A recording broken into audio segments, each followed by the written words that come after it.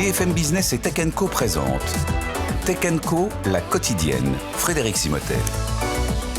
Bonsoir et bienvenue dans Tech & Co, la quotidienne. Merci de nous rejoindre sur BFM Business. Et puis n'oubliez pas que vous pourrez nous retrouver en replay, en podcast et sur notre chaîne YouTube. Ce soir, évidemment, au menu, ce départ. Alors, surprise, mais pas vraiment. On va en parler avec nos débriefeurs de Tim Cook, qui cède son poste de président, de directeur général d'Apple à John Ternus. On va tout vous raconter sur les coulisses de cette succession. On enchaînera aussi avec Amazon qui pousse ses pions dans l'IA. Ils investissent 5 milliards et de l'autre côté, ils vont récupérer des instances AWS, on va aussi en discuter. Et puis en toute fin d'émission, on parlera d'un robot patrouilleur, un robot agent de sécurité. C'est une PME française qui le conçoit et nous aurons le fondateur ici avec nous. Allez, on est ensemble jusqu'à 21h. Tech & Co, la quotidienne, c'est parti. Tech & Co, la quotidienne, le débrief de la tech. Alors je crois que Cédric, tu as l'actualité, c'était quoi ta citation, l'actualité, le talent ? C'est que parfois, il y a des jours comme ça où l'actualité a du talent. Voilà. Et je pense qu'aujourd'hui fait partie de ces jours-là. Et voilà, merci de cette citation, parce que justement, on va en parler. Et bonsoir, donc j'en profite. Cédric Ingrand, directeur général de Heavyweight Studio. Bonsoir. Salut Fred. Cédric, et que l'on retrouve de temps en temps maintenant sur la chaîne TF1, sur Moi, je rends service quand les amis m'appellent. Voilà, et surtout pour parler tech. Et quel meilleur ambassadeur que toi pour venir en parler sur cette chaîne. À tes côtés, Fanny Bouton. Bonsoir Fanny. Bonsoir. Directrice du Quantique chez OVH Cloud. Tiens, on dira un petit mot tout à l'heure en deuxième partie d'émission de ce qui se trame dans le Quantique chez OVH Cloud. Et Michel Lévy-Provençal, Provençal, j'y arrive. Bonsoir Michel. Bonsoir Fred. Fondateur de TEDx Paris et de l'agence Brightness, donc qui conseille des entreprises notamment sur toute cette IA. Messieurs, dames, voilà, on a été rattrapés un peu par cette actualité. Ça faisait plusieurs semaines que l'on en parlait de ce départ de Tim Cook. C'est un changement d'air. Tim Cook qui dirigeait l'entreprise depuis le décès de Steve Jobs, c'était en 2011, donc il y a 15 ans, il va quitter la direction générale au mois de septembre, c'est pas immédiat, mais voilà, on comprend qu'il va y avoir une passation de pouvoir. Annonce du groupe hier soir, il passe la main à John Ternus, actuel patron de la partie produit. Moment historique, on écoute ce qu'en dit Anthony Morel et on revient en parler tout de suite. Il avait bien caché son jeu, Tim Cook, parce qu'il y a encore un mois, on l'interrogeait à ce sujet, sur les rumeurs persistantes sur son départ. Il disait non, pas du tout, je n'imagine pas ma vie sans Apple. Et puis là, finalement, on voit, alors, même si techniquement, il ne quitte pas Apple, il reste président, c'est vrai. Mais bon, il va quand même prendre un peu de champ à 65 ans, avec un bilan dont il peut clairement s'enorgueillir. Il a vraiment fait fructifier, finalement, l'héritage de Steve Jobs en transformant Apple en l'une des entreprises les plus puissantes de l'histoire. Ce qui va rester de l'histoire de Tim Cook, c'est vraiment le génie de la supply chain, de la logistique. Ça a vraiment été sa force et il se complétait bien de ce point de vue-là avec Steve Jobs. C'est-à-dire que concevoir un iPhone, c'est une chose, mais le produire à des centaines de millions d'exemplaires, sécuriser les composants, s'assurer de la livraison partout le même jour, c'en est une autre. Et ça a été la force de Tim Cook. Il a aussi géré la transition vers les services, vers d'autres types de produits. Il y a eu l'Apple Watch, évidemment. Ces derniers temps, il avait aussi un rôle plus politique, plus diplomatique auprès de Donald Trump, en essayant de naviguer entre les taxes douanières, les difficultés, les tensions géopolitiques. Donc c'était vraiment un univers technologique extrêmement complexe à manœuvrer. Mais malgré tout, aux yeux des observateurs, il restera plus comme un gestionnaire que comme un visionnaire. Gestionnaire plutôt que visionnaire, c'est un peu dur quand même. C'est violent parce que Anthony le dit rapidement, mais c'est très simple. Tim Cook a fait valoriser la société plus que n'importe quelle personne dans l'histoire de l'humanité. Apple vaut 10 fois aujourd'hui quasiment ce qu'elle valait quand il est arrivé. 350 millions de dollars, ça vaut plus de 4 000 aujourd'hui. Milliards. Voilà. Et on est ça vaut 4 000 milliards. Voilà. Et il y a plein de parallèles qu'on peut tirer, mais c'est absolument inégalé. Donc ce serait dur de lui reprocher quoi que ce soit. À la limite, on pourrait lui reprocher de ne pas avoir assez essayé. Et on sait qu'il y a des choses qu'ils ont essayées qui ont plus ou moins marché, on va y revenir, mais c'est difficile de ne pas y voir une réussite. Alors évidemment, depuis le début, tout le monde, mais ça c'est normal, depuis le jour où il a pris la succession de Steve Jobs, tout le monde a dit, bon, c'est pas Steve. Non, c'est pas Steve, mais il a d'autres atouts. Alors justement, pour toi, qu'est-ce qu'il a réussi le mieux ? Ah ben il a transformé la société. En 15 ans, numéro un des je regardais des chiffres aujourd'hui et je regardais qu'est-ce qui a vraiment changé chez Apple. Les services. Il faut se souvenir, hein, l'iPhone premier du nom, il n'y avait même pas d'appli, on allait faire des petites applis HTML, l'App Store n'est arrivé qu'après. Les services, quand il est arrivé à la tête d'Apple, c'était 3 milliards de dollars par an. Aujourd'hui, c'est 108 milliards de dollars. Comme repère, si on sortait les services d'Apple, pour en faire une société à part, elle serait dans le top 10, top 12 des plus grandes sociétés américaines en chiffre d'affaires, devant General Motors, devant Ford, enfin c'est extraordinaire. Même, regardez, les AirPods. Les AirPods, c'est un vrai truc, mais ça y est, on le voit partout. Ils en ont vendu quoi ? Plus de 100 millions bientôt. Là aussi, si on le sortait, ce serait dans les 100 ou 150 plus grosses sociétés américaines. Enfin, c'est extraordinaire, il y a des choses qu'on n'arrive pas. Numéro 1 mondial de vendeurs de montres aujourd'hui. Enfin, en valeur, oui, bien sûr. En volume, je crois. En volume aussi, je ne sais pas. Alors, enfin, non, en valeur. L'autre, c'est le groupe Swatch, mais Swatch, ça comprend tout un ensemble de marques. Mais voilà. Mais donc, c'est difficile de lui reprocher quoi que ce soit. Évidemment, quand on aime bien Apple, on en veut plus. On est face à des gens qui ne sont pas dans une espèce de démarche rationnelle, mais dans une analyse rationnelle de ce qu'a fait Tim Cook, c'est extraordinaire. Alors évidemment, il n'est pas seul, parce qu'il y a quand même plein de gens derrière, et c'est intéressant qu'il soit allé chercher. Mais il faut savoir jouer, c'est comme un chef d'orchestre, il faut savoir jouer aussi avec. C'est intéressant parce qu'on se plaignait aussi du fait que la première garde était quand même plus proche de la retraite que de l'augmentation dans l'ensemble. Enfin, il n'y a pas beaucoup de d'augmentation, il faut le dire aussi. Et là, on va chercher, j'ai pas envie de dire un genou, parce que John Ternus, il a 50 ans, mais quelqu'un qui a à la fois le passé à l'intérieur d'Apple, parce qu'il y a passé littéralement la moitié de sa vie, moitié de sa vie, 25 ans, et quelqu'un, voilà, à qui ça aurait été terrible, imagine qu'on aille chercher quelqu'un d'autre à l'extérieur, ça aurait été presque inimaginable. Alors on va en reparler, on va rester un peu sur Tim Cook un moment, et on reviendra sur John Ternus, qui est un parti, voilà, on regardera son profil aussi, patron de produit, patron plutôt de la partie hardware, il y a un pur produit Apple dans cet ADN, mais je fais le tour justement, ce qui te marque. Alors encore une fois, on dit ce qui t'a marqué, Tim Cook, il n'est pas mort, hein. Attention, il est encore bien présent, et je pense qu'il va être président, il va continuer, je pense, à œuvrer dans la partie politique, hein, les relations avec les Asiatiques, enfin voilà, il va continuer à œuvrer tout ça, mais il va être certainement moins opérationnel sur cette partie produit.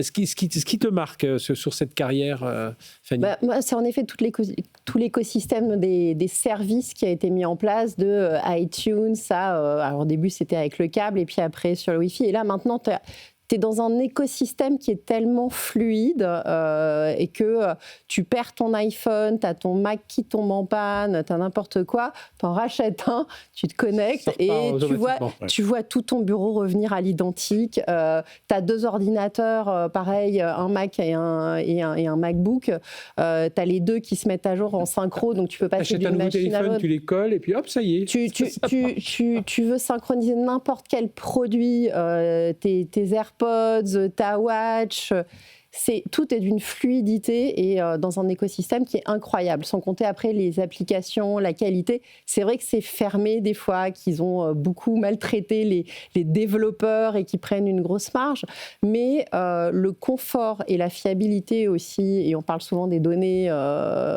de l'importance des données, la protection des données, tout ça a été mis et mené d'une main de maître sous Tim Cook. C'est arrivé après les devices et après l'époque Steve Jobs. Et ça, moi, c'est ça qui m'a impressionné, c'est vraiment le grand public ils ont simplifié la vie au grand public qui n'était pas tech, qui ne savait pas bidouiller. On a connu l'époque où, si tu veux, fallait aller quand même dans le WAP, paramétrer tes points FR. Non, mais c'était le tout début des smartphones, mais bon, même en 3G, tu avais des trucs, des paramètres de dingue, et là, tu arrives, t'es pas tech, mais tout marche. It just works. On reviendra dans un instant aussi sur ce qu'il a. Il a quand même manqué quelques virages, mais on reste un peu sur toutes ces réussites. Et on le disait encore, au départ, c'est le patron de la logistique, alors maîtrise de logistique incroyable. Tout le monde avait été un peu surpris. Rappelez-vous, déjà la disparition tragique de Steve Jobs, qui arrivait, hein, Steve Jobs était gravement malade et mort en 2011, donc il avait préparé un peu sa succession un peu rapidement, mais il l'avait préparé, et donc il savait ce qu'il faisait en cédant les rênes à Tim Cook, et puis derrière il y avait Johnny Ive, et puis comme le disait Cédric, il y avait toute la bande derrière, tous les historiques qui ont maintenu tout ça sur ces 15 ans, mais il a réussi vraiment à maintenir un peu cette cohérence, à maintenir aussi le métier d'Apple, hein, les serveurs, les ordinateurs, les tablettes, à poursuivre ça, cette partie informatique, et aller dans d'autres domaines, dans la santé aussi, Michel. Oui. Non, mais Tim Cook, d'abord, il va rester. Oui, Il n'est pas complètement parti. Il est chairman. Il a 65 ans aujourd'hui. Il a 65 ans. Il a placé effectivement un genou de 50 et quelques années. Non, pourquoi je dis ça? C'est parce que le fait de rester comme ça, c'est un moyen aussi de rassurer les marchés. Apple est quand même dans une situation qui est délicate. Pourquoi? Parce que même si les chiffres sont bons, on l'a vu ces dernières années, ils sont très en retard sur l'IA. Le problème de Siri demeure et il va falloir régler ce problème d'une manière ou d'une autre. Il y a un autre problème, c'est la dépendance à l'égard de la Chine et la supply chain d'ailleurs, qui est un des produits, qui est un des travaux clés de Tim Cook ces dernières années, qui a fait la réussite. Mais la dépendance, surtout dans la situation géopolitique dans laquelle on est, on imagine à un moment donné, je sais pas, par exemple, quelques liens qui soient brisés.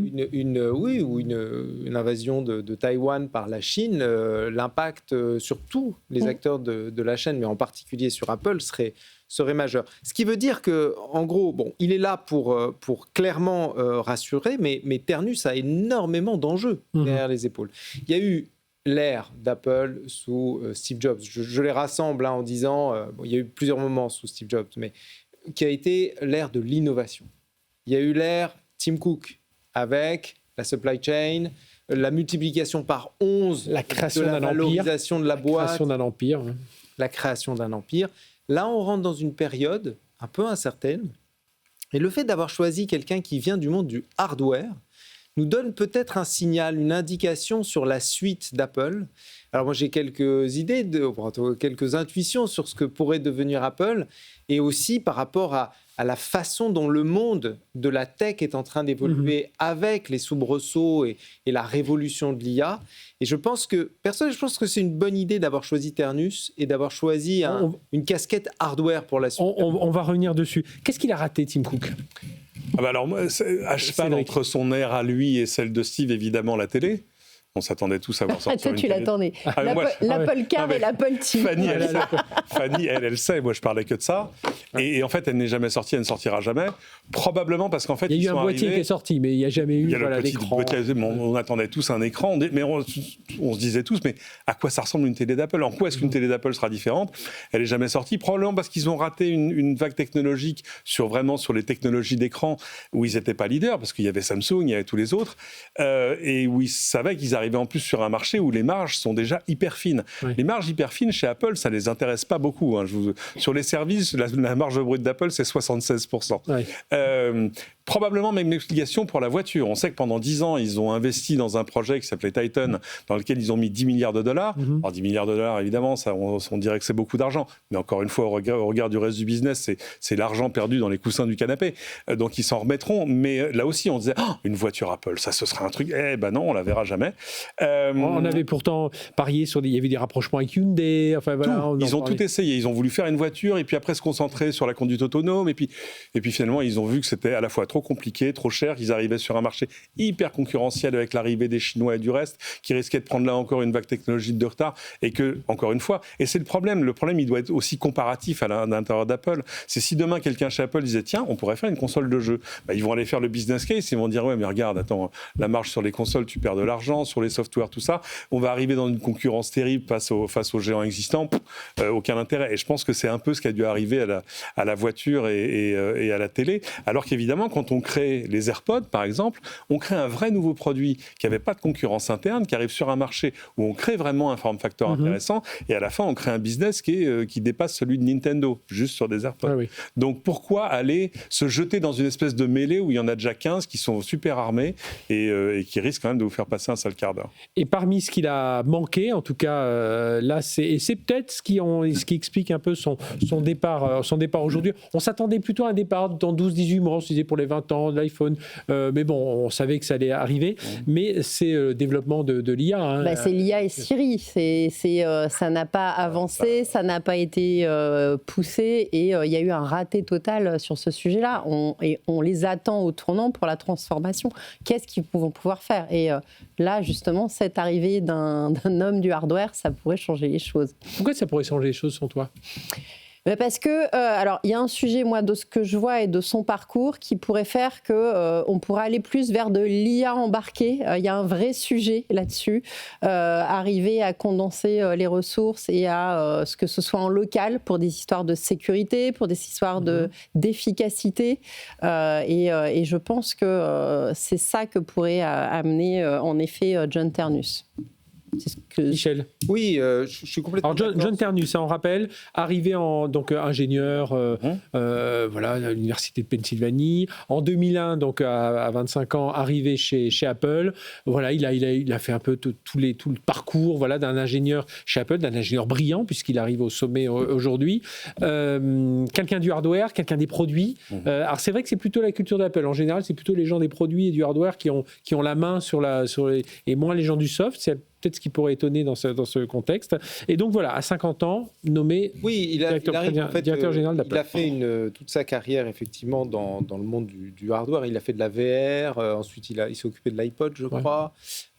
Oui, des Mac. Voilà. Il a fait pas mal de produits. À croire qu'on l'avait décelé dès le départ, il a fait tout le tracé, le parcours initiatique. J'y crois pas trop, mais enfin bon, il a su. Et là, en effet, on arrive dans une époque où regardez aujourd'hui ce qui se passe sur le marché, typiquement de l'IA.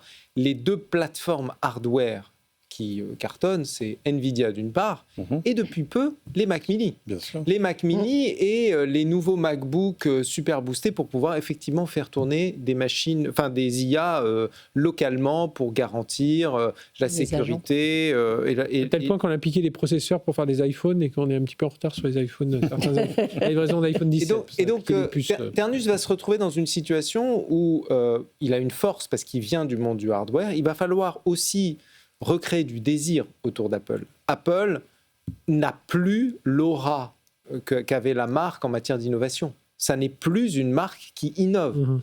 Or là, il a l'occasion, avec l'IA d'une part et avec une jambe hardware d'autre part, de prouver qu'Apple est encore capable d'innover. Et puis, il y a un autre aspect, moi, qui me semble assez fondamental, c'est qu'on le voit avec l'arrivée de l'IA générative, des capacités de codage automatique grâce à l'IA, le software devient une commodité.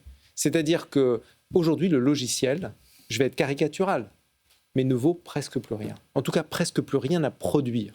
Donc, il n'y a plus de barrière à l'entrée pour être un créateur de logiciels. La seule barrière à l'entrée qui demeure, ce sont à la fois ceux qui ont les infrastructures, qu'elles soient énergétiques, qu'elles soient infrastructures, hardware pour on pouvoir... On ne le dit pas beaucoup, mais Apple est assez présent dans tout ce qui est énergie renouvelable et tout ça. Ça fait partie des grands axes, justement, que tout ce qui touche à poussé, l'infrastructure, effectivement, de l'énergie, mais aussi l'infrastructure d'hébergement, donc les data centers, etc. Et puis, finalement, les infrastructures qui sont au-dessus, c'est-à-dire les puces, les machines, les devices, qu'il va falloir inventer demain et probablement avec à l'intérieur de l'intégration d'intelligence artificielle locale, de plus en plus intelligente, de plus en plus légère aussi, parce que les outils vont être capables de les exécuter et donc de nous permettre d'avoir de l'IA un petit peu partout sur nos devices grâce à Apple. C'est ça, il faut trouver le produit IA signature, il faut trouver la monétisation crédible aussi de cette IA, et puis il faut trouver cette intégration produit, software, service. D'abord, il y a une espèce de rattrapage à faire, parce que c'est pas juste une déception, le fait que l'IA sur les plateformes Apple était moins bien,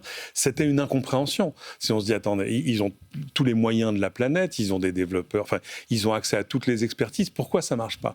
Et en fait, on avait fini par imaginer ou comprendre qu'il y avait un problème de culture, c'est-à-dire que tout à coup avoir l'accès à une IA dans son iPhone dont Apple ne maîtrise pas les réponses, on était en but vraiment à un problème de culture de la maîtrise qui est quelque chose de très très fort chez Apple. Et du coup on se demandait mais quelle peut être dans cette condition la valeur ajoutée d'un Apple. Et je suis d'accord, la valeur ajoutée finalement c'est d'arriver à faire migrer ça à l'intérieur de la machine et de dire vos données ne sortent plus, c'est-à-dire qu'on retombe dans l'éthos de la maîtrise des données, de la vie privée et du reste, et on reste dans une espèce de nouvelle frontière des valeurs d'Apple et des valeurs des produits d'Apple. Et c'est très très fort, je suis d'accord avec Michel, mais aujourd'hui il y a des machines Apple, moi j'ai un LLM magnifique qui tourne dans 128 Go de mémoire sur un Mac Studio au bureau, c'est extraordinaire, je fais avec ce que je faisais avec un modèle frontière frontière il y a 6 mois. Enfin, c'est absolument confondant. Et donc, je pense que Ternus, l'Apple Silicon, ça a été aussi un de ces chantiers. C'est aussi peut-être l'une des choses qui l'a mené. Je rappelle, c'est le processeur d'Apple. Le fait qu'Apple n'ait plus à utiliser des processeurs Intel pour ses MacBooks, c'est peut-être aussi ce qui fait que John Ternus est là où il est aujourd'hui. Parce que c'est devenu un truc hyper stratégique et qui peut leur donner l'espèce de relais qu'il va leur falloir pour faire quelque chose de crédible. Alors, ils ont signé avec Google, on va avoir Gemini dans Siri, etc. Mais je pense que ce n'est qu'une espèce de mesure de court ou moyen terme en attendant d'avoir des solutions un peu plus maison, quoi. Fanny, est-ce que ça doit être l'homme aussi des nouveaux produits ? On parle évidemment, il n'y a pas eu de télé, il n'y a pas eu de voiture, il y aura des lunettes, il y aura un téléphone pliable.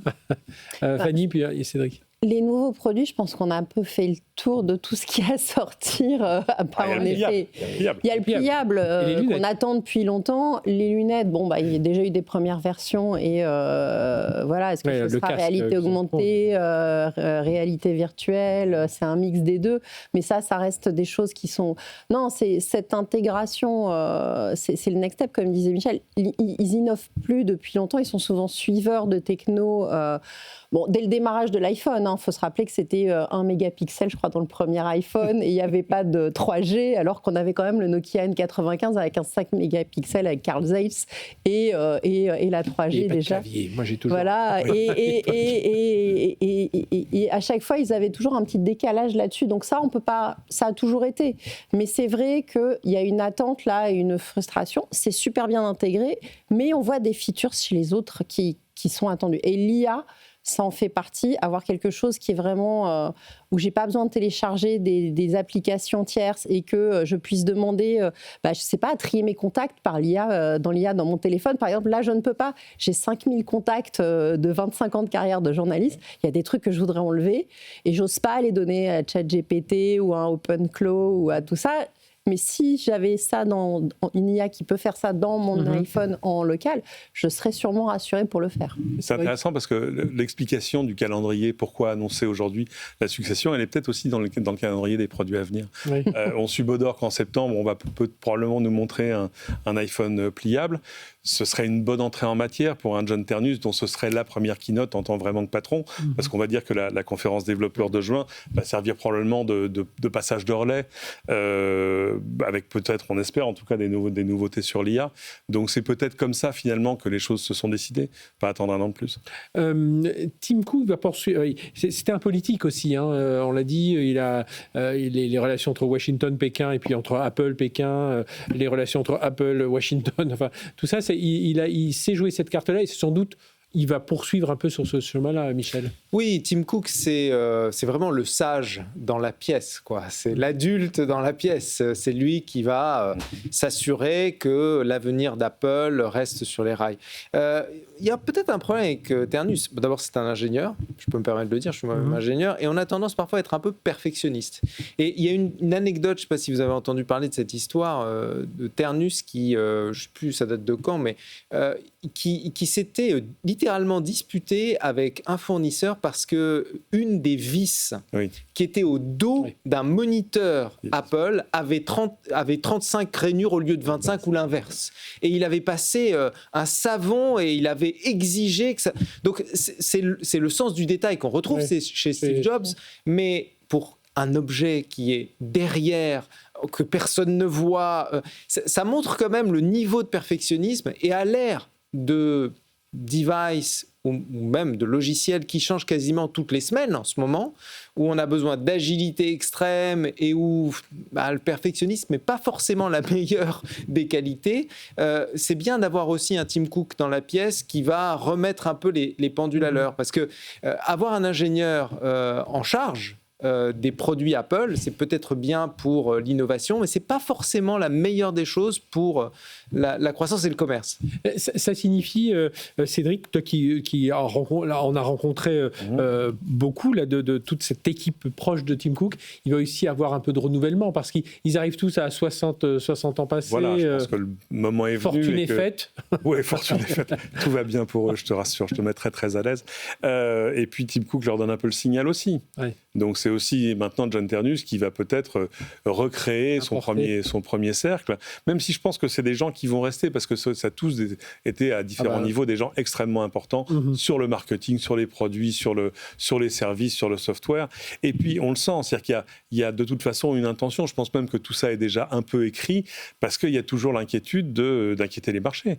C'est-à-dire 4 000 milliards de dollars. Ce soir, c'était moins 2% Apple. Ouais, oui, c'est ça, voilà. Alors, ça, c'est un peu comme quand tu as ta 3e étoile au Michelin. Le plus dur, c'est de ne plus la perdre. Oui. Et donc, il faut continuer à convaincre, et puis rassurer sur le fait que ce n'est pas une bande de jeunes zazous qui sont en train de faire un coup d'État à la tête de l'entreprise. Pas du tout. C'est quelqu'un alors là, lui, on est au-delà de la picouse. Il a la culture de l'entreprise chevillée dans son ADN. 25 ans. Un lifer, quoi. 25 ans. Très rapide tour, qu'est-ce qu'il faut attendre en 2 mots chacun? Qu'est-ce qu'on doit pour les 2 défis, les 3 défis de John Ternus? Donc l'IA évidemment, Michel? Les nouveaux produits, design et usage qui vont sortir dans les 3 années qui viennent chez Apple. Ça, c'est vraiment l'attente, l'innovation en fait. Fanny? Moi, c'est de voir quels vont être les chipsets à l'intérieur des machines, parce que, il faut, en effet, il a parlé de Taïwan et du fait que ce soit annexé, il faut que Apple aussi sécurise sa production de chipsets. Il y a des nouveaux types de chipsets qui arrivent. Moi, je vois en R&D beaucoup de jolis projets, des nouvelles puces photoniques qui font tourner des LLM et autres. Qu'est-ce qu'ils vont peut-être nous sortir qu'on n'a pas encore vu, hein. Ils ont été capables de revoir leur design. Donc moi, c'est un des trucs qui m'intéresse le plus. Le premier enjeu, il n'est pas très drôle, c'est la géopolitique, parce que le problème d'Apple avec la Chine, c'est que personne d'autre que la Chine ne sait produire 1 million d'iPhone par jour. Ça n'existe pas. Et ce n'est pas déménageable. Avec TSMC, tout ça. Après, ce que j'aimerais, un vrai nouveau produit. Je ne parle pas du pliable, un vrai nouveau produit. Je suis d'accord. Bon, eh bien, on découvrira. On aura quelques pistes, sans doute. Moi, j'espère que dans 10 ou 11 ans, avec Cédric, on se retrouve en plateau, parce qu'au décès de Steve Jobs, on était à l'autre bout de la planète. Oui, et moi, j'ai vu un Cédric désespéré, parce qu'il était au Japon. Il dit, j'ai pas mes images, je veux pas pouvoir commenter l'actualité. Et on était devant un Apple Store au Japon. Ce qui est bien, c'est qu'il y a des Apple Store partout. C'est un peu comme les consommateurs. Et donc, c'est un grand moment historique pour nous. Ou les églises. Rappelons-le aussi, Apple a dominé aussi le monde du retail avec ses Apple Store qui sont une réussite, ces boutiques. Immense réussite. Merci à tous les 3. On va poursuivre évidemment. Il y a beaucoup de choses encore à raconter. Alors là, sur Apple, on va laisser de côté, puis on y reviendra évidemment pour voir les premiers pas de John Ternus. Ce sera en juin. En juin, c'est le 8-9 juin par là, la conférence développeur. Et puis bien entendu, en septembre, la grande conférence de rentrée, et qui sera donc la première sous l'ère John Ternus.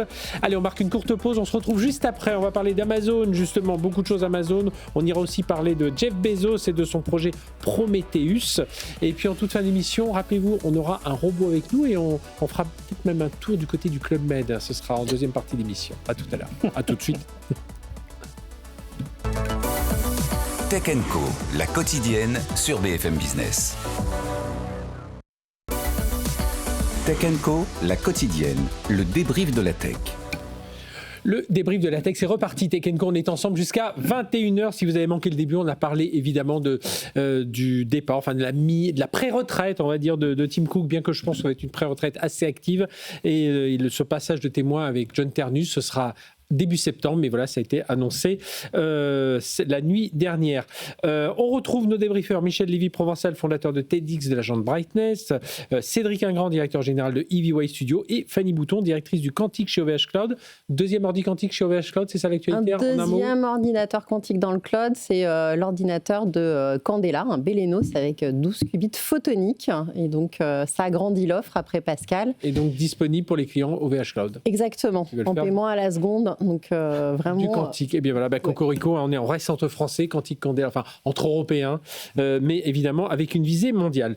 Messieurs, dames, je voulais vous entendre sur cette annonce d'Amazon aujourd'hui, qui investit 5 milliards de dollars, enfin qui remet au pot de Anthropic en mettant 5 milliards de dollars. Alors c'est un investissement un peu boomerang, puisque derrière, Anthropic s'engage à dépenser 100 milliards dans les instances cloud d'AWS, qui s'ajoutent. Voilà, on échange des milliards, mais ça tourne quand même en circuit court. On se rend compte que là, la bataille de l'IA, c'est vraiment devenu une bataille d'infrastructure. Qu'est-ce qu'il faut voir derrière cette annonce Michel, voilà, on démarre avec toi. C'est assez. Bon, maintenant, on connaît ces montages. Ils sont classiques depuis quelques années déjà.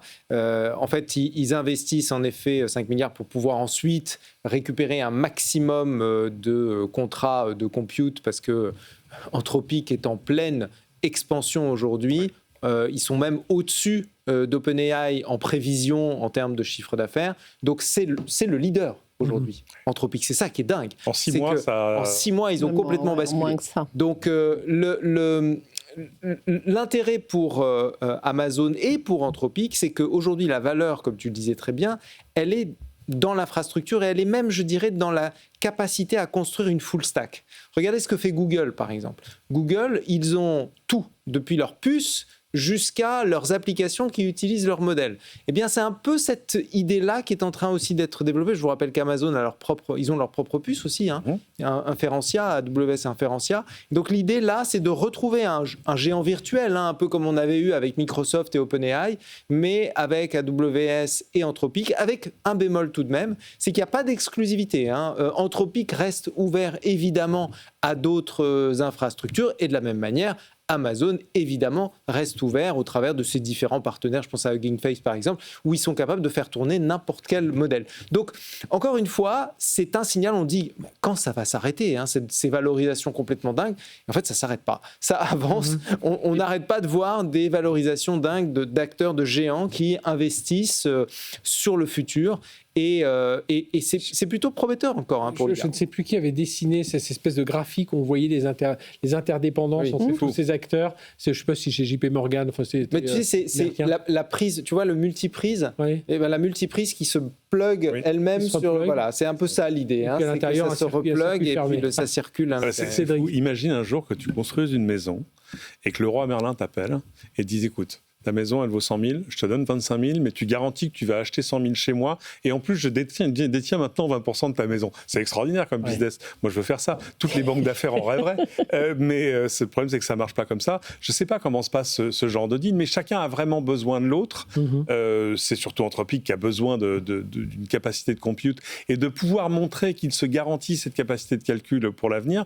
Moi, il y a un truc que je n'arrive toujours pas à déterminer précisément parce qu'évidemment, les chiffres ne sont pas publics. Quelle est la part de cette puissance de calcul qui est utilisée pour tes requêtes et les miennes? En fait, c'est vraiment pas grand-chose. Après, il y a les requêtes de Michel, parce que lui, il fait du code, donc ça demande beaucoup plus, parce qu'il faut charger tout le modèle à la fois. Mais en fait, l'essentiel de cette puissance de calcul, elle sert à créer les nouveaux modèles. Le reste, c'est vraiment du pouillem. Donc, n'ayez pas peur quand vous tapez une requête, c'est pas 50 litres d'eau, c'est 3 fois rien par rapport à ce dont Anthropic a besoin. Et là, on est sur une espèce de course dont finalement, on se demande les paramètres économiques, parce que pendant ce temps-là, on voit plein de modèles open source qui sortent, qui sont, c'est le truc du 80-20, c'est au moins 80% aussi bien pour 80% moins cher. Donc finalement, la valeur, elle est où? La valeur, elle est juste dans l'infrastructure que tu construis. C'est ma question. Où est la vraie valeur de l'IA? Voilà, tu vois, au service de modèles dont la valeur est toute relative, et surtout toute relative dans le temps. Parce que moi, ça m'amuse de suivre le compte X de Michel. Il y a un nouveau modèle qui sort par jour, voire parfois par demi-journée, et qui sont tous au moins aussi bien que le précédent. Et c'est passionnant, c'est génial, mais il y a une espèce de course à l'échalote dont on ne comprend plus le modèle économique. On le comprend pour Anthropic parce qu'ils vendent des abonnements aux entreprises. On le comprend moins pour OpenAI. Il y a un sujet dont on ne parle plus. Alors évidemment, il y a d'autres sujets dans l'actualité mondiale aujourd'hui qui occupent un peu le devant de la scène, mais la bulle de l'IA... Alors là, c'est ça, elle s'est enflée. En réalité, ces investissements qui n'arrêtent pas montrent que pour l'instant, il n'y a pas d'éclatement de bulle. Il n'y en a pas. Les paris se font et ils se font en permanence. Surtout qu'ils sont dans ces dépendances presque irréversibles, un peu, qui sont un peu complexes. Ça n'est pas que de l'écu. Mais Fanny, peut-être. Fanny. Non, ce qu'il y a d'intéressant, tu parles de dépendance pour AWS. Je parle de dépendance irréversible. Voilà, mais là, AWS, par exemple, de même en rebossant avec Anthropic, c'est aussi ne pas être dépendant d'OpenAI, qui est très proche de Microsoft Et on a aussi cette guerre-là et cette structuration-là qui fait que chaque grand groupe se positionne pour avoir sa propre IA, en tout cas une IA qui va ne pas le bloquer. Et je pense que ça, c'était stratégique pour eux. Après, tu parles de la bulle de l'IA.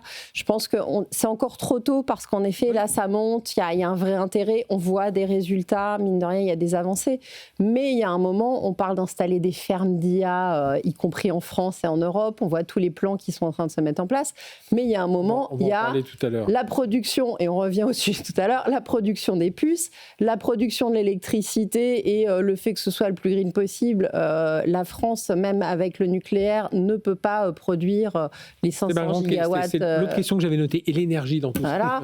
C'est comment on produit, parce qu'il faut savoir qu'on a pris du retard sur notre plan nucléaire quand même politiquement. Il y a eu des choix stratégiques qui ont fait que...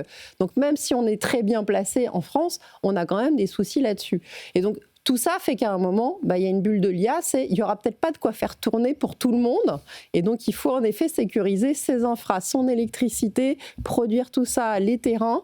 Et il y a des endroits où c'est plus facile à construire des data centers que d'autres. Et puis, juste un mot sur le partenariat, donc Anthropic AWS, partenariat croisé, recroisé et recroisé. Il inclut aussi un accès privilégié au plus Trainium de Amazon, parce que chacun aussi, comme Amazon, comme Google, comme Microsoft, commence à faire ses propres puces. Oui, c'est les puces inférenciales dont je parlais, les puces inférenciales qui permettent en fait d'avoir le full stack. Mais pour revenir juste sur cette question de bulle et finalement sur ce que tu disais par rapport au fait qu'il y ait des nouveaux modèles quasiment tous les jours, ça n'est pas que de l'écume et des épiphénomènes. Non. Il y a aujourd'hui, et ce depuis quelques mois déjà, une grande tendance qui est de voir les modèles open source surperformer les modèles propriétaires. Autrement dit, principalement les modèles chinois, qui sont créés en distillant, c'est-à-dire littéralement en volant les contenus générés par les modèles américains, arriver à un niveau de performance qui n'est plus 80% des modèles frontières. Là, le dernier modèle qui est sorti hier,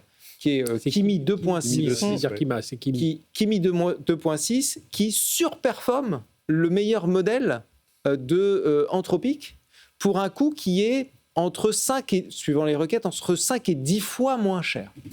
Ça veut dire qu'on se retrouve avec des modèles open source, d'accord, qu'on peut installer, d'ailleurs certains acteurs le font, sur des infrastructures souveraines en France, pour des coûts qui peuvent être, alors évidemment ça dépend des infrastructures, mais pour l'instant quand elles sont hébergées aux États-Unis, on est 10 fois moins cher que les modèles propriétaires type Anthropic. Donc si bulle il y a, elle peut exploser très vite de ce fait. Absolument.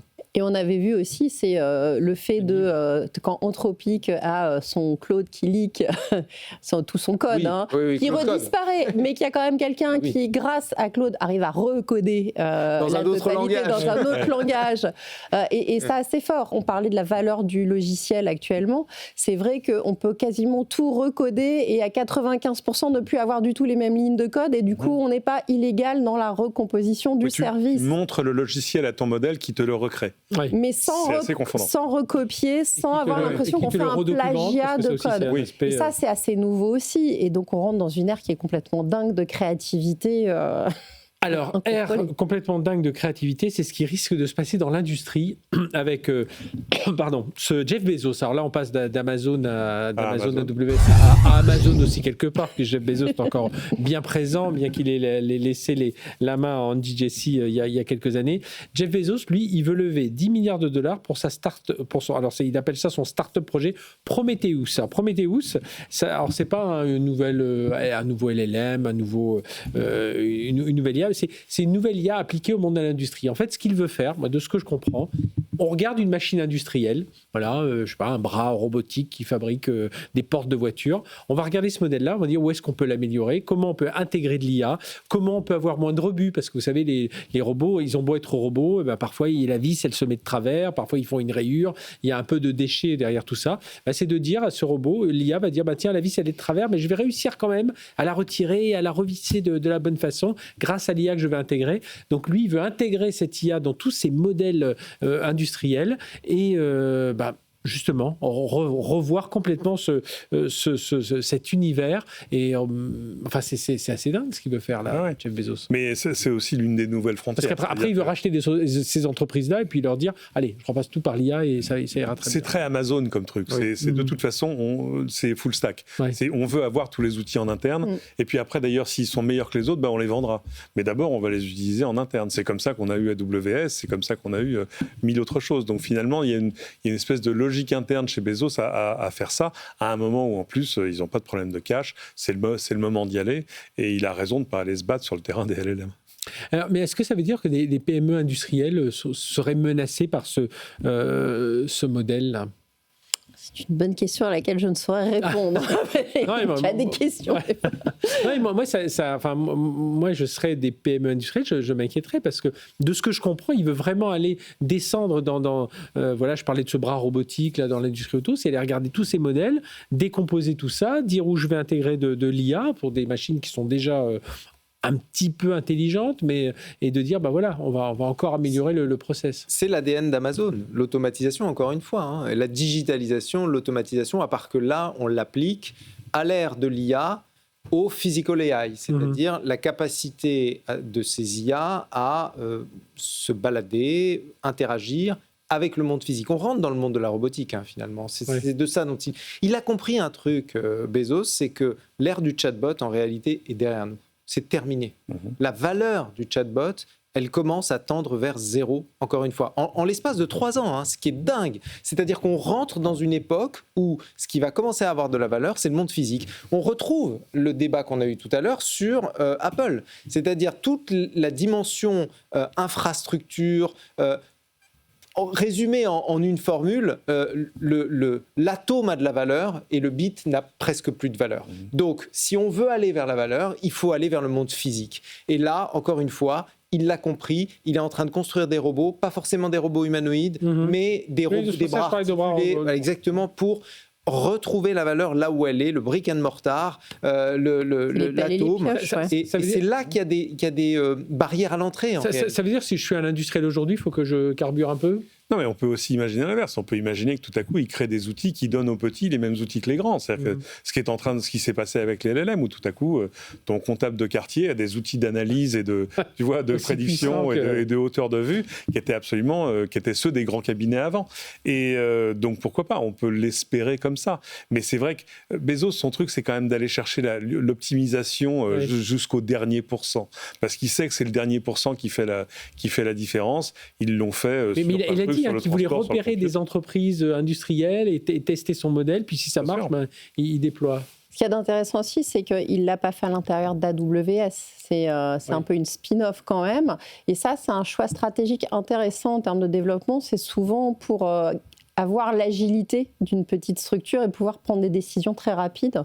Et pas être ralenti par les lourdeurs d'un grand groupe tel que peut l'être Amazon ou AWS aussi.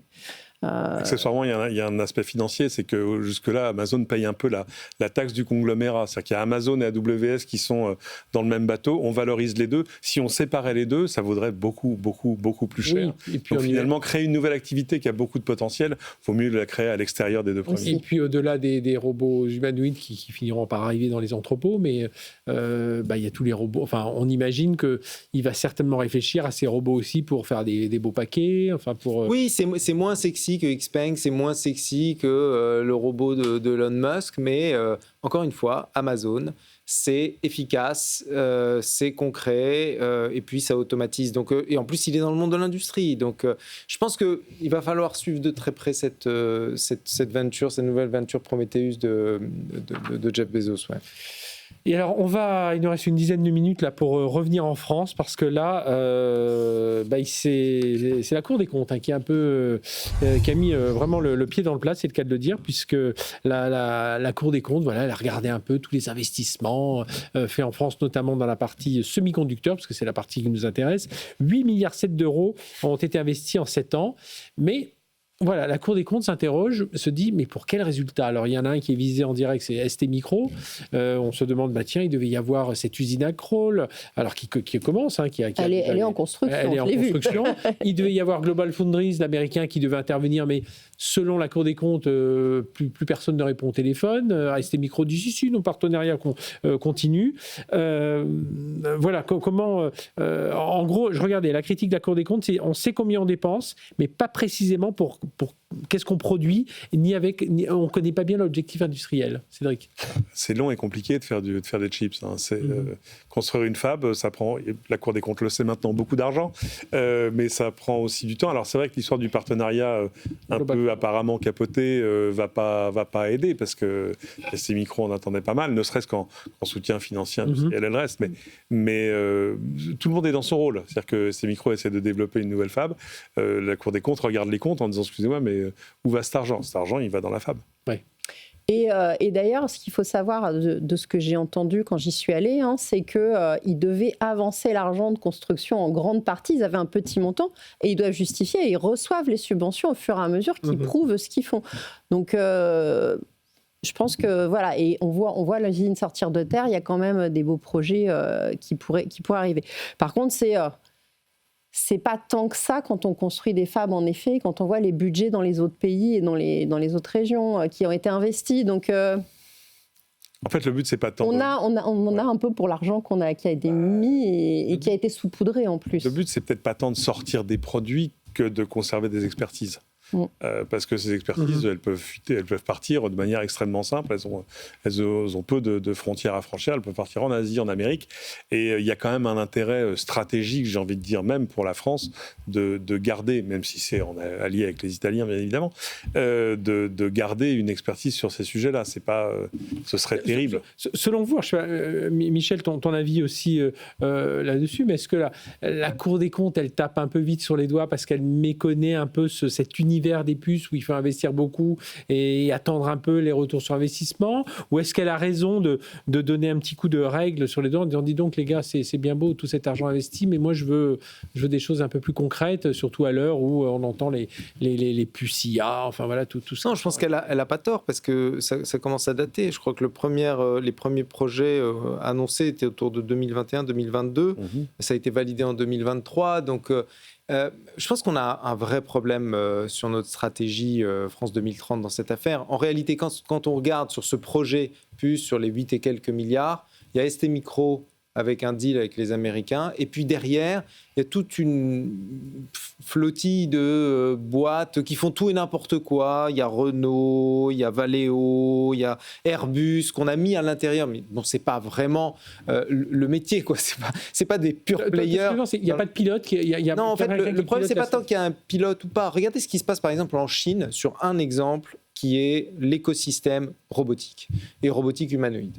En l'espace de quelques années, ils ont réussi à être les numéros 1 au monde. Alors, ils ont une supply chain de dingue, c'est normal, mais au numéro 1 au monde en robotique humanoïde. Pourquoi ? Parce qu'ils ont essaimé très très largement sur des startups, pas forcément des très gros tickets, mais au début des petits tickets, et puis ils ont joué le darwinisme. C'est-à-dire qu'ils ont vu, à tel point qu'aujourd'hui, il y a à peu près une centaine, voire 150 startups de robotique humanoïde dans une zone qui est restreinte. Il y a 2 ans, il y avait un grand salon, il y avait 83 constructeurs déjà. Ben voilà. Donc une zone très restreinte où il y a un alignement complet entre la commande publique, les labos de recherche, les petites usines, parce que les usines, aujourd'hui, on ne peut pas vraiment parler d'usines en robotique humanoïde, c'est quasiment des labs, c'est-à-dire qu'on rentre dedans, c'est un peu le souk, quoi. C'est pas vraiment une usine comme on peut l'imaginer.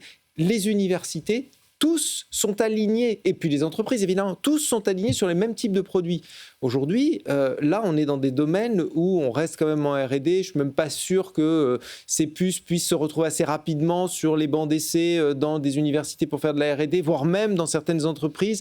On investit dans une où quelques acteurs, alors qu'on devrait essaimer largement et jouer véritablement la compétition et jouer le darwinisme encore une fois. Est-ce que ça veut dire que nous, on a encore une fois notre défaut d'ingénieur de vouloir aller jusqu'à la perfection avant de sortir le produit, alors que les Chinois, ils avancent pas à pas. On en a parlé hier, vous pouvez nous retrouver en replay, en podcast sur ce robot là qui a gagné le semi-marathon. Alors l'exploit sportif si on veut, mais en tout cas, ce qu'on voyait surtout, c'est que ça marque, il y aura un avant et un après. Un robot qui tient pendant 1 heure en courant à 25 km/h. Alors on a vu de temps en temps, il y a des petits arrêts au stand, un pchit, on lui met un peu de pchit pour les rouages, on le refroidit avec des glaçons. Regardez une vidéo tout à l'heure, véridique, hein. Mais quand même, l'année dernière, il le faisait en 2h40, cette année, il le fait en 50 minutes. Quoi.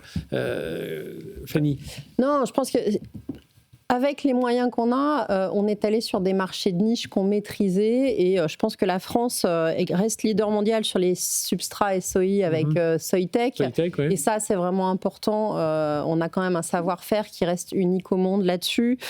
Sur certains chipsets automobiles, avec STMicro, c'est quand même, on reste leader sur ce sujet-là. Sur des capteurs industriels et puis aussi sur la photonique silicium, on est en train aussi de déployer les puces des ordinateurs quantiques de Quobly, qui seront aussi sur les chaînes de prod de ST. Mais ça, on sera passé à l'échelle en France ou en Europe? En fait, on sait déjà les produire en masse. C'est juste qu'on vend ces capteurs-là à des grands. Et on en avait déjà parlé dans l'émission. Il faut savoir que Tesla, que Samsung sont des clients d'ST de l'usine. Aussi, Apple sur les capteurs qui sont en frontale des iPhones. Donc, ce sont des spécialisations avec un type de gravure. C'est vrai que là, l'usine actuelle, je crois qu'elle a 15 ans, la chaîne qu'on voit tourner derrière, mais qu'elle produit encore des produits très quali qui servent et tout est vendu.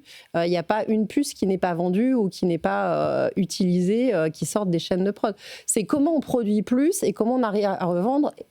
Et là, voilà, est-ce que cette prochaine usine, ça va être pour continuer dans ces spécialisations? Est-ce que c'est pour nous sortir de la dépendance de la Chine sur certains petits? On n'a pas les moyens pour l'instant. Quel peut être le risque de ce rapport? On va pas tout stopper, évidemment, il y a une usine qui est en construction. Mais c'est quoi? C'est de dire, attention, on va ralentir un peu nos investissements alors qu'on aurait besoin d'encore plus d'argent. Parce qu'il faut aller chercher aussi des financements. Là, c'est des financements France 2030, mais on pourrait dire aller chercher des investisseurs privés pour qu'ils viennent remettre à... Je suis d'accord avec Michel. La question, c'est pas tant la quantité d'argent qui est à distribuer que la façon dont on le fait. Je comprends que la Cour des comptes s'inquiète en disant mais attendez, vous aviez dit que vous alliez faire un truc avec Global Foundries, vous l'avez pas fait, où va mon argent? Ça, c'est normal. Oui. Ils se conduisent presque en investisseurs. Enfin, c'est pas, voilà. Après, ça ne remet rien en cause sur le reste. Mais la façon dont on a tendance à essaimer un peu, et c'est pas péjoratif, un peu à la crédit impôt recherche, tu vois. Oui. C'est l'école des fans quand même sur les financements, on est très comme ça. On se dit que c'est pas forcément ça qui va beaucoup aussi. Ça va faire éclore des gens qui sont très très forts pour faire des dossiers de demande de financement. C'est exactement voilà. Alors c'est bien, c'est une vraie discipline, mais c'est pas forcément le truc qui tout à coup va te produire une licorne sortie de nulle part. On en a des licornes sorties de nulle part, mais c'est pas comme ça qu'on les a fait éclore jusque-là. Après, la création d'écosystèmes, c'est un truc long, c'est un truc compliqué, surtout quand on est dans un grand État, dans une grande démocratie moderne. C'est plus facile quand t'es la Chine. Ouais, après, il y a notre autre souci aussi, c'est qu'aujourd'hui, on a beau dire il nous faut une stratégie européenne. On se rend compte que là, c'est notre stratégie française, que les Allemands ont la leur, que les Anglais, si tant soit peu qu'on peut les intégrer à l'Europe, ont la leur. Voilà, que les Hollandais ont la leur aussi. Ils ont ASML, ils ont pas de problème. Ouais. Les investissements en termes d'infrastructures européennes sont sortis, la décision est sortie il y a quelques jours. Je crois que ça tourne autour de 190 millions d'euros sur une période de 3 ans ou un peu plus. Bon, bref, ça n'est pas du tout le même ordre de grandeur de ce qui se passe de l'autre côté de l'Atlantique ou en Chine.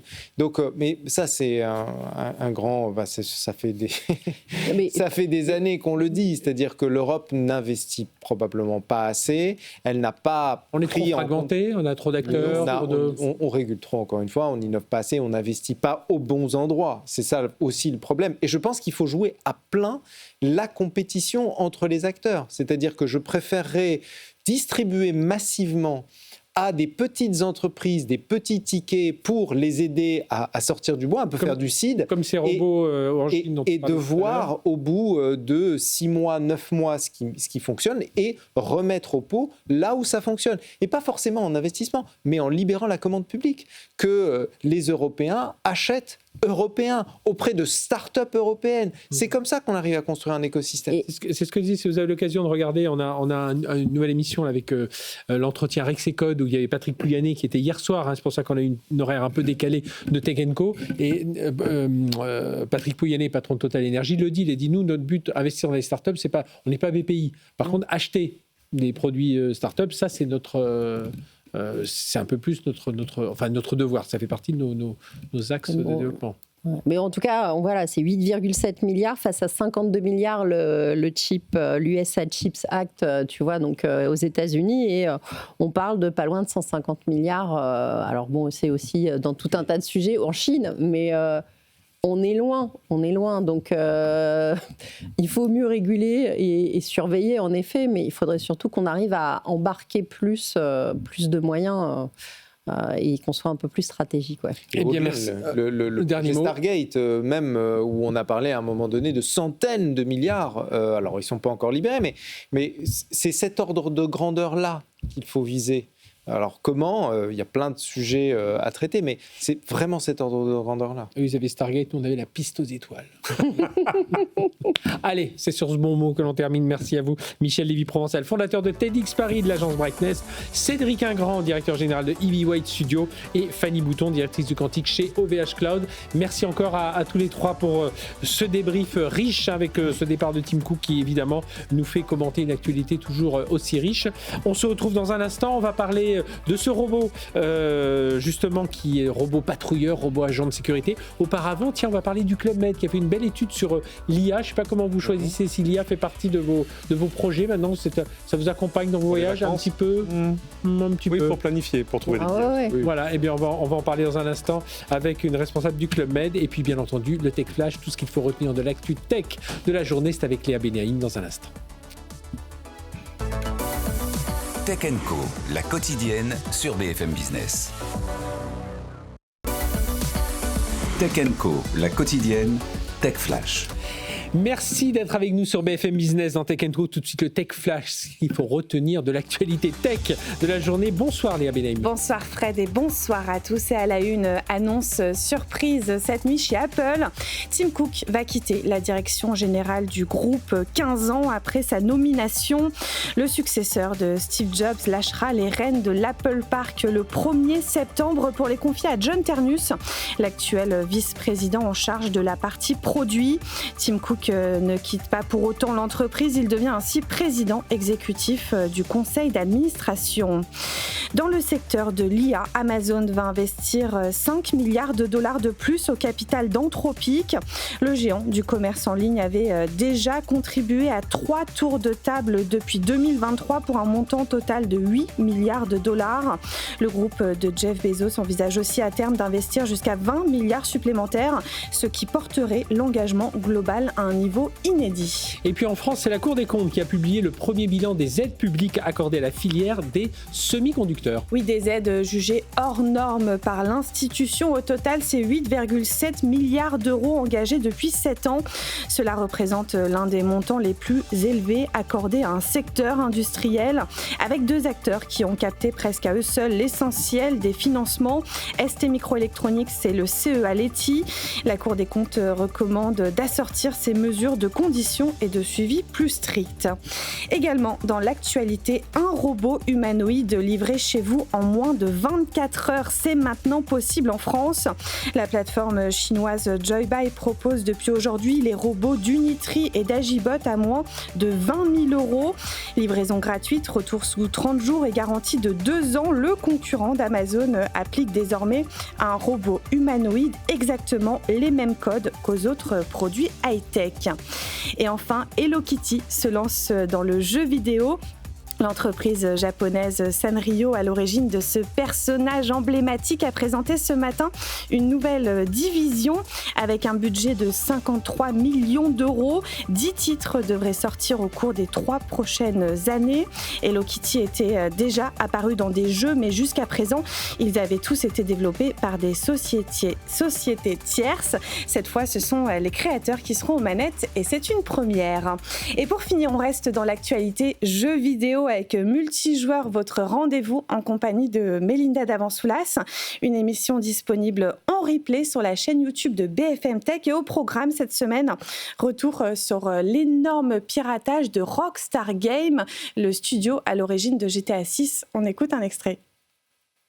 Ils avaient déjà eu un énorme 2022, piratage en 2022. Et à l'époque, c'était... Ah bah là, c'était carrément du gameplay de PS de la génération d'avant. Et il y avait 90 vidéos ou un truc comme ça. Donc c'était un truc complètement fou. Et ça donnait évidemment les premières indications, plein de choses qu'on sait maintenant mais qu'on ne savait pas à l'époque.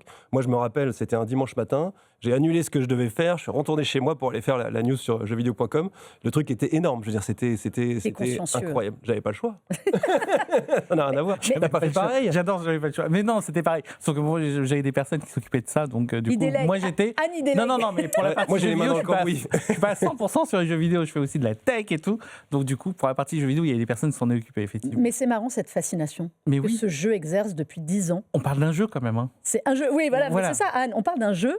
Il y a une fascination, il y a une volonté à chaque fois de leak et tout. Comme on le dit souvent, en fait, c'est plus qu'un jeu. En fait, c'est un phénomène socio-culturel. Enfin, je veux dire, c'est un truc qui va impacter la société. Nos parents, voire plus, vont en entendre parler, alors qu'ils ne s'intéressent pas forcément aux jeux vidéo. Voilà, Multijoueur que vous pouvez bien entendu retrouver sur BFM Tech. Allez, tout de suite, on part en voyage avec le Club Med. Restez avec nous. Tech & Co, la quotidienne, l'invité. Notre invitée Amina Chaban, bonsoir. Bonsoir. Vous êtes directrice expérience client digitale du Club Med et on vous reçoit parce que vous avez fait une étude mondiale sur l'adoption de l'IA dans le voyage, l'utilisation de l'IA dans la planification des voyages. Je pense que ceux qui écoutent Tech & Co sont déjà un peu alertés sur toutes ces technologies. La manière dont l'IA transforme la façon dont les voyageurs imaginent, planifient, organisent leur voyage, réservent même. Alors c'est une étude que vous avez réalisée fin 2025 sur 6000 voyageurs dans 10 pays, donc voilà, pour avoir plusieurs profils, et on se rend compte que l'IA, c'est devenu un vrai compagnon de voyage ? Alors, plusieurs enseignements dans cette étude. La première, c'est que l'usage de l'IA, même en dehors du voyage, est ancré dans le quotidien. 80% de nos voyageurs interrogés nous répondent que oui, ils utilisent régulièrement les ChatGPT, les Gemini, les Copilotes. Quand on leur demande plus spécifiquement est-ce qu'ils l'utilisent dans le cadre de voyage pour planifier... Là, on est chez des clients, c'est les 6 000 clients Club Med. Les 6 000 clients, ce sont... qui ont déjà c'est des clients et des prospects. D'accord, ok. Quand on leur demande est-ce que vous utilisez l'IA dans le cadre de voyage pour planifier vos séjours, là, on tombe à 40%. Ce qui est déjà assez conséquent. Mais ce qui est étonnant, c'est que quand on demande à ceux qui ne l'utilisent pas ou qui ne prévoient pas d'utiliser l'IA dans le cadre de leur voyage, pourquoi ? On pourrait s'attendre à de la défiance technologique, je n'ai pas confiance dans les résultats. Et bien, ce n'est pas du tout cela. Dans 61% des cas, ils n'utilisent pas l'IA parce qu'en fait, ils préfèrent le faire eux-mêmes. Oui. Et on leur coupe un plaisir. Donc, il y a ce côté un peu création. Parce que je regardais, alors trouver des idées de voyage, 63%, c'est ça les quelques chiffres. Identifier des destinations correspondant à leurs critères, 51%. Comparer des offres de séjour, 44%. En fait, c'est ça. On cherche, on se dit, tiens, je voudrais partir au soleil en famille alors après, on peut mettre un budget si on veut, qui est un peu de culturel, un peu de loisirs, divertissement. C'est ça les requêtes ? Alors, les requêtes, elles sont vraiment très ancrées sur l'amont du parcours. Enfin, tout ce que vous dites, sur vraiment l'inspiration, la recherche d'idées, plutôt que sur la transaction en elle-même. Et c'est pour nous une très bonne nouvelle, parce que c'est typiquement là où aujourd'hui le digital traditionnel, au sens la page web avec le contenu et les filtres, pêche un petit peu. Parce que ce n'est pas en présentant justement une page web comme ça que vous aidez les clients à s'inspirer, à se questionner, à affiner leur projet de voyage. Le conversationnel, l'IA générative, la discussion comme ça qui reproduit la sensation de discuter avec un humain, là, ça vient vraiment apporter un plus dans cet amont du parcours. Et du coup, c'est ce sur quoi vous êtes en train de réfléchir, j'imagine, au sein du Club Med, parce que justement, alors quand on va sur votre site, voilà, on peut choisir, alors selon l'époque, mais montagne, voilà, soleil, famille, tout ça. Et vous vous dites, tiens, plutôt qu'aller choisir dans des onglets et puis affiner un peu son choix, c'est de dire, voilà, au début, je veux aller à la montagne, ou je ne sais pas trop, je veux du soleil, on est 4, je veux que ce soit pas trop loin en avion. C'est un peu ça, l'idée. C'est exactement ça, c'est de transformer cette expérience où, effectivement, comme vous dites, vous filtrez montagne, été, soleil, vous ouvrez plusieurs onglets pour comparer, de rentrer directement dans une discussion qui vous projette dans un parcours beaucoup plus fluide et beaucoup plus personnalisé pour vous aider dans cette phase assez cruciale du parcours d'achat. Alors, je regardais, l'IA, c'est déjà 30% des contacts entrants qui sont gérés par l'IA, 46% des conversations sont déjà entièrement automatisées et 42% en dehors des heures de bureau. C'est-à-dire qu'il faut aussi être disponible. Ça, c'est quelque chose aussi de nouveau. On commence à s'habituer. Alors, petite précision, aujourd'hui, quand on dit 30%, c'est WhatsApp. On a ouvert le canal WhatsApp depuis 2022. Aujourd'hui, donc les clients, quand ils nous contactent, on leur propose soit le téléphone, soit WhatsApp. Et vous avez 30% aujourd'hui des contacts entrants au Club Med qui sont faits via WhatsApp. Via WhatsApp, depuis plus d'1 an maintenant, l'amont du parcours est géré par l'IA. Et dans 50% des cas, on est capable d'automatiser la réponse de bout en bout et du coup d'avoir une discussion 100% automatisée sans escalade à un humain.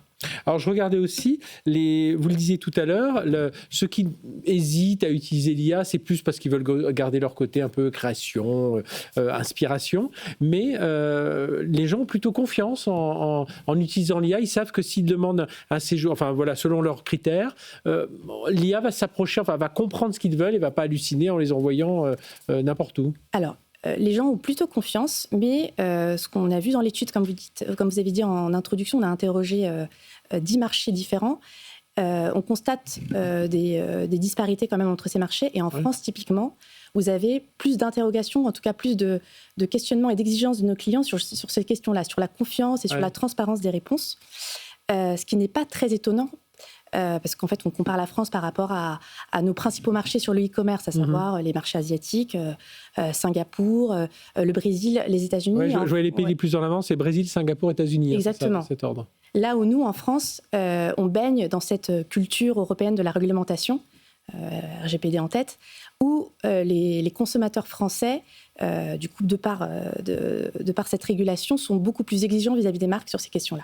Et alors vous, du coup, au sein du Club Med, je rappelle, Amina Chaban, vous êtes directrice expérience client digitale chez Club Med. Vous avez accumulé immensément de données, bien entendu. En plus, vous faites des études post-voyage, donc si les gens ont aimé, qu'est-ce qu'ils ont aimé dans leur voyage. Tout ça, aujourd'hui, ça va vous servir à nourrir un Club Med GPT, un peu, qui va permettre de mieux personnaliser le voyage de ceux qui vont venir sur votre application, sur votre site. Alors, c'est déjà le cas, parce qu'on a fait le pari en 2021, à la sortie du Covid, quand il a fallu réinvestir sur le digital et la tech, d'investir dans ce qu'on appelle une data factory, donc typiquement une base de données structurée, unifiée, où toutes les données du Club Med sont disponibles dans le cloud. Et ça a été notre atout majeur derrière pour enclencher la transformation IA.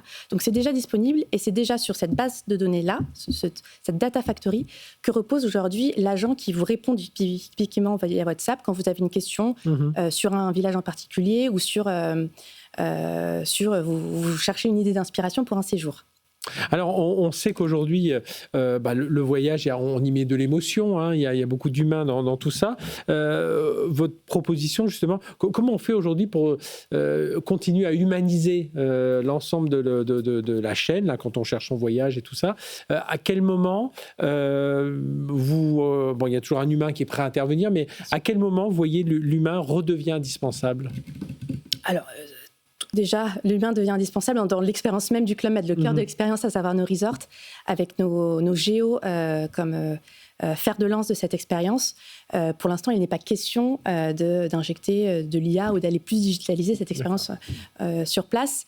Par contre, sur le parcours donc en amont, ce qu'on a commencé à faire et ce qu'on va continuer à faire, notamment suite aux insights de cette étude, c'est que, il faut qu'on adresse tous les personas clients, tous les types de clients. Et vous avez aujourd'hui de plus en plus de clients qui attendent une expérience où ils peuvent agir en autonomie, réserver, imaginer, planifier en autonomie. Mais on continuera toujours à avoir des conseillers clientèle qui seront toujours là pour les clients qui en font la demande. Parce que justement, aujourd'hui, on parle beaucoup de l'IA agentique avec ces agents autonomes. Alors j'imagine que là, c'est l'étape prochaine, dans laquelle vous êtes certainement engagé autour de ces agents autonomes qui vont pouvoir aller chercher pour nous un peu, pour nous voyageurs, mais même pour vous, côté conseiller, pour dire, tiens, quelle est la meilleure offre je peux proposer à ce client? Tout à fait, côté conseiller, mais les cas d'usage, on a des opportunités sur l'ensemble des métiers du Club Med. Aujourd'hui, on a 13, dans le cadre de notre stratégie IA, on a 13 initiatives IA qui sont aujourd'hui en production à destination de métiers aussi divers et variés que la finance, les RH, les conseillers. Là, on rentre dans le cœur du fonctionnement Club Med. Ça a été la stratégie dès le début, à savoir bien sûr investir, parce qu'on avait des opportunités sur le parcours client, sur la personnalisation, la rapidité, mais également aussi pour simplifier le travail de l'ensemble de nos métiers.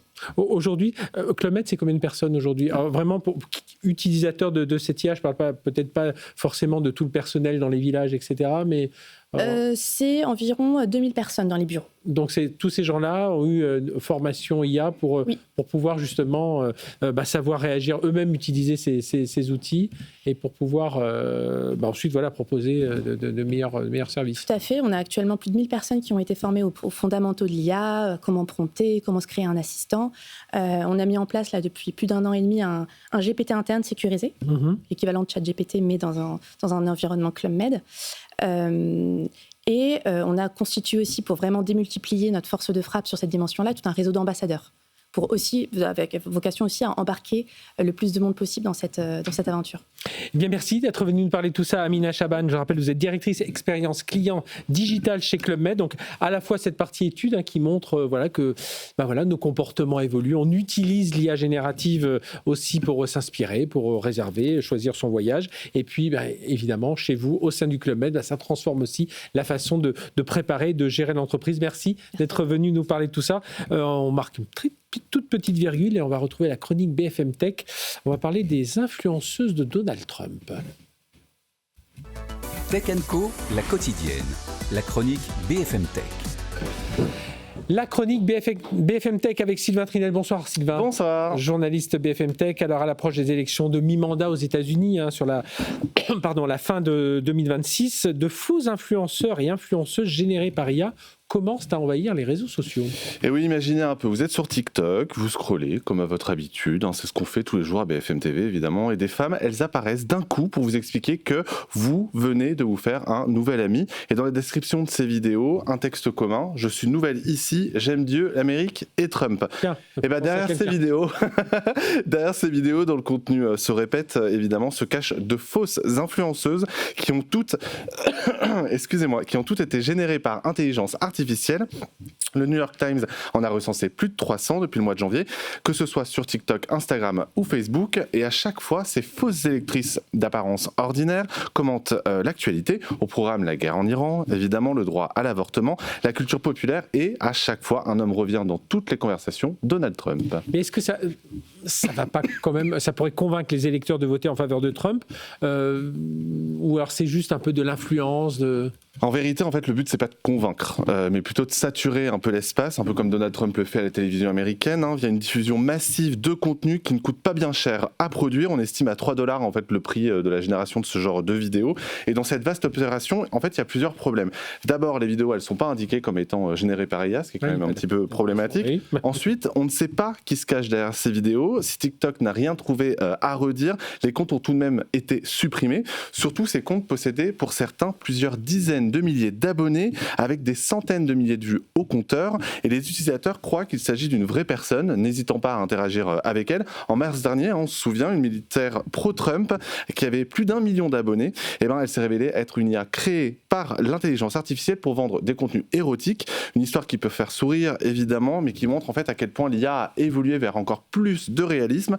Et même Donald Trump... j'imagine quand même Donald Trump, il doit s'amuser à relayer ce... Bien sûr, et c'est ce qu'il a fait. Il a relayé une de ses vidéos vidéo générée, brouillant en fait un petit peu plus la frontière entre le réel et l'artificiel. Et sur ce point, on ne sera pas étonné, Donald Trump, il est coutumier du fait de partager des contenus IA.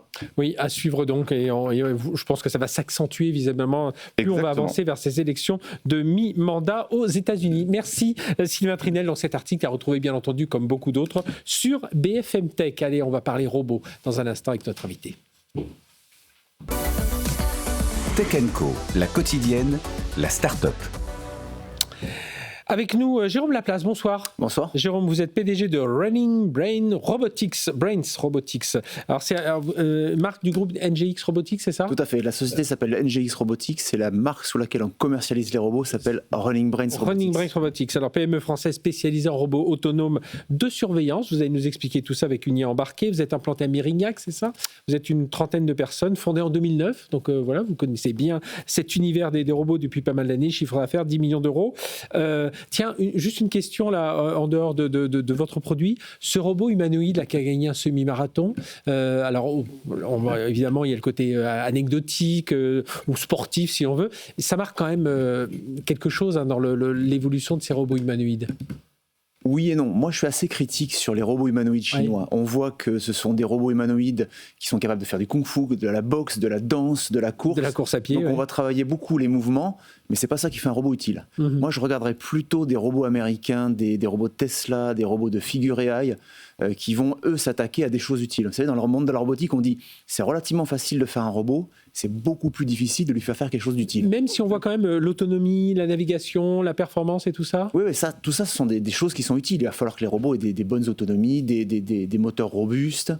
C'est un passage obligé. Oui. Mais si demain on veut mettre des robots dans les usines, il va falloir que les robots ils s'attaquent à des problèmes beaucoup plus durs que la marche. Oui, parce que moi je le dis souvent, un robot humanoïde c'est près de 50 mécanismes, alors qu'un bras robotique c'est 5-6 mécanismes. 6 ou 7. Ouais, voilà, donc il faut tenir tout ça. Alors racontez-nous, vous, les robots donc de la marque NGX Robotics et les robots Running Brain Robotics, ils ressemblent à quoi ? C'est une espèce de gros chariots Alors ce sont des petits véhicules à roues, ils ont 4 roues, ils font 1m40 de haut, un petit peu plus d'1 m de long, ça c'est le GR100. On dirait un peu des véhicules, alors, pardonnez-moi, mais des jouets pour enfants, un peu ces véhicules pour enfants, les voitures à pédales, un petit peu ça. On peut s'imaginer ça un peu plus costaud et avec beaucoup plus de technologie, bien entendu. Ouais, ça fait une belle voiture à pédales. Avec 160 kg quand même, le GR100, c'est pas mal.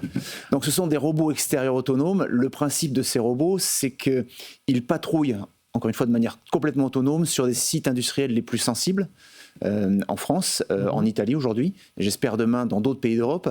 Et ce sont des robots qui, la philosophie, c'est on les oublie, ils partent en mission quand ils ont besoin de partir, ils reviennent se charger quand ils ont besoin de se recharger, et ils vont assurer 2 métiers. La sûreté et la sécurité. Donc comment est-ce qu'ils font ça ? C'est que ces robots embarquent un ensemble d'algorithmes d'intelligence artificielle qui leur permettent de percevoir des choses. C'est ça qui fait du gain métier pour les clients. Et si on parle de sûreté, la sûreté, c'est éviter que les intrus rentrent. Donc de percevoir. Alors l'environnement immédiat pour pas se cogner dans un poteau, etc. Ça, on est d'accord. Mais vous, l'intelligence que vous mettez embarquée à bord de ces robots, c'est ça, c'est de repérer la normale, on va dire. C'est ça ? Alors vous avez raison. Il y a 2 grandes familles de logiciels. Il y a la partie navigation autonome, c'est un peu ce qu'on retrouve sur les véhicules autonomes. C'est la capacité à se situer de manière continue sur le site, de savoir évoluer, éviter les obstacles. Ça, c'est déjà de la navigation autonome. Et là, c'est du lidar, des radars. Il y a du lidar, il y a de la vision, il y a du GPS, il y a de la centrale inertielle, c'est de la fusion de données hétérogènes. C'est des choses qui sont assez complexes, mais qui permettent d'avoir une certaine robustesse sur la navigation, la localisation. Et puis, la deuxième grande famille d'outils, ce sont des algorithmes que nous avons développés également, qui permettent de percevoir. Donc, on va par exemple détecter les intrus, détecter les véhicules, lire les plaques d'immatriculation, vérifier si une porte est fermée, si un portail est fermé, si une barrière est fermée, s'il n'y a pas de trou dans le grillage. Enfin, il y a quand même beaucoup de choses qui sont faites et plus on va faire de choses, plus le retour sur investissement pour un industriel sera fort. Et comment vous les entraînez justement sur cette deuxième partie ? Parce que la première, on a bien compris, vous prenez l'exemple des véhicules autonomes, mais comment on entraîne un robot justement à reconnaître qu'un grillage a été abîmé, qu'une porte est mal fermée, que la plaque d'immatriculation ne correspond pas à un véhicule du site ? on va utiliser énormément la data est le cœur de la problématique. Hein. L'idée, c'est d'avoir, nous, ça fait 3 ans que maintenant les robots les plus anciens tournent.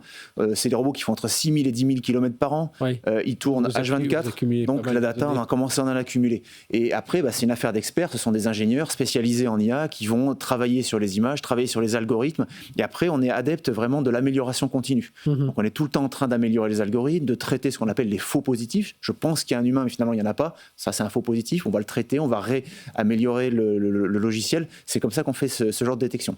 Là, aujourd'hui, vous êtes présent, on imagine, vous parliez de sites, c'est plutôt dans des environnements complexes, des sites industriels, c'est ça, principalement ? On est présent sur plein de secteurs d'activité différents, ce qui fait que les sites sur lesquels se situe le robot n'ont rien à voir entre eux. On peut être dans la logistique, dans l'énergie, dans la défense, dans la chimie, dans l'agroalimentaire.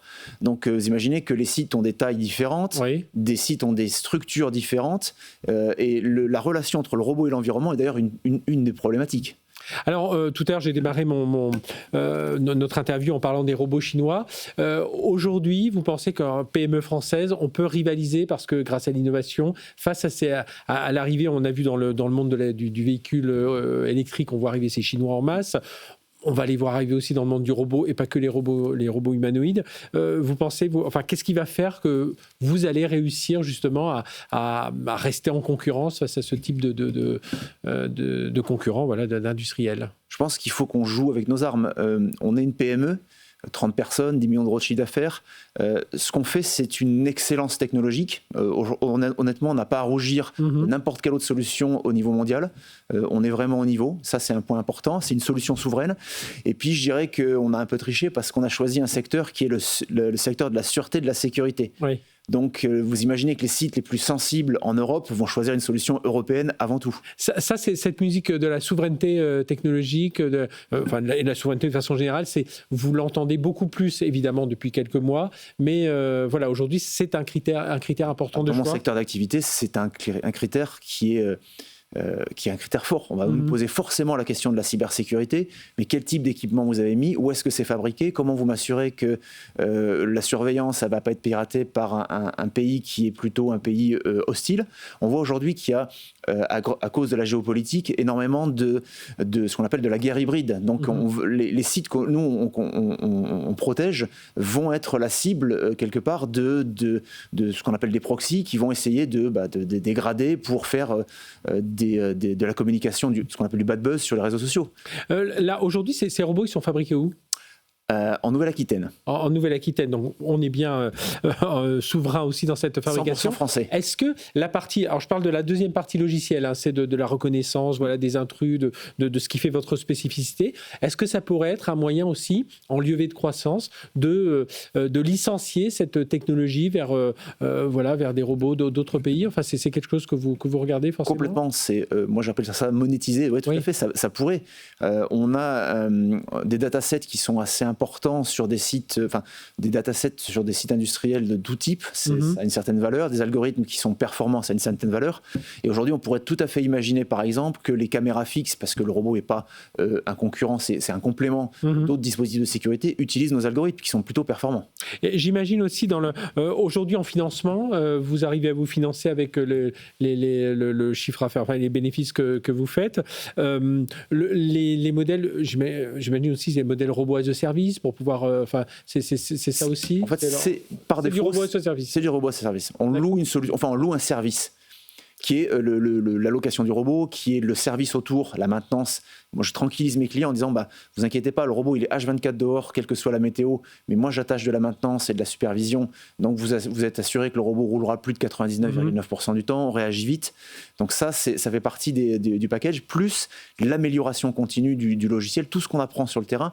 Encore une fois, il n'y a rien qui remplace le terrain. Oui. Donc, ça fait 3 ans qu'on roule, on a appris des tas de choses sur le comportement du robot, sur les besoins des clients, sur les algorithmes qu'il fallait développer. On n'a pas développé les algorithmes parce qu'on pensait que c'était bien. Oui. C'est les clients qui nous ont dit « Ah non, ça c'est important ». Un robot, justement, c'est un coût de combien pour comprendre un peu le... Ça fait partie des informations qu'on ne donne pas parce que ça pourrait être utilisé par les concurrents, dont notamment les concurrents que vous avez cités.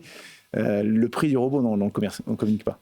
Les réglementations, on est dans à chaque fois, on le disait, dans un site, ces robots évoluent dans un site complexe, environnement fermé, mais il y a une réglementation aussi, j'imagine, de ce réglementation, ce qu'on appelle la directive machine, c'est-à-dire tout ce qui est produit industriel. On n'est pas comme les drones volants qui, eux, ont des réglementations qui sont assez drastiques et on comprend pourquoi, par la DGAC. Nous, on va juste se conformer à la directive machine et puis après, avec ce qu'on appelle la sécurité, il faut être sûr que le robot ne va jamais entrer en collision avec une personne ou un bien. Alors, vous parliez des drones, il peut y avoir des liaisons parce que certains sites ont des drones aussi qui tournent pour inspecter. À ce propos, nous faisons partie d'un projet France 2030 qui s'appelle Prendrone, l'idée c'est de coordonner des robots terrestres et des robots volants pour la sécurisation d'aéroports. Donc là, c'est plusieurs sociétés, des startups, notamment de Bordeaux, avec l'Université de Bordeaux, avec l'aéroport de Bordeaux et d'autres universités. Et l'idée, ça va être de renforcer justement la sécurité périmétrique des aéroports, parce que c'est un vrai besoin. Parce qu'il y a et puis on voit l'essor des drones qui peuvent être terroristes, qui peuvent être un peu malveillants en tout cas, et donc c'est un point important.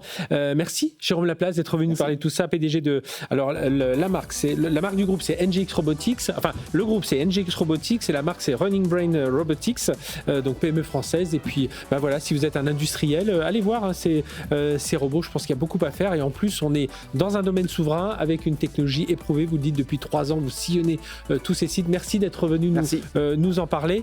Nous, on se retrouve, alors ce sera François Sorel à cette même place, ici demain dès 19h30 pour un prochain Tech & Co. D'ici là, excellente semaine, excellente soirée sur BFM Business. Tech & Co, la quotidienne sur BFM Business.